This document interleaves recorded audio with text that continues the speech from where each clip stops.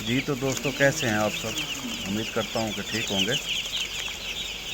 ये पहले दिन से दवाई चलानी होती है चूज़ों को।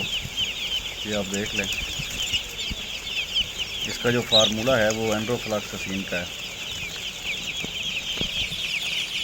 चूज़े के अंदर जर्दी होती है तो उसको हल करने के लिए जो है ना, पहले दिन से लेकर तकरीबन 5 दिन तक ये वाली दवाई चलानी होती है।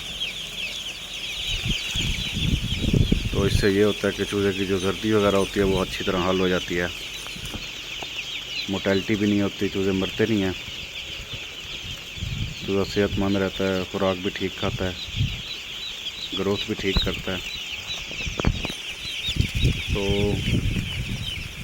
ये साथ साथ मेडिसिन इसके चलनी होती है। सीधी सी बात है कि ब्रायलर जो है बग़ैर मेडिसिन के पलता ही नहीं है। ये 40 दिन तक जो है ना काफ़ी सारी मेडिसिन इसकी लग जाती है। वक्त पर मेडिसिन जो है ना दें तो फिर बहुत मसाइल पैदा हो जाते हैं।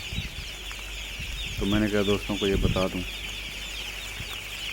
साथ साथ जैसे मेडिसिन लगती रहेगी तो आपके साथ शेयर करते रहेंगे ताकि आपको फ़ायदा हो।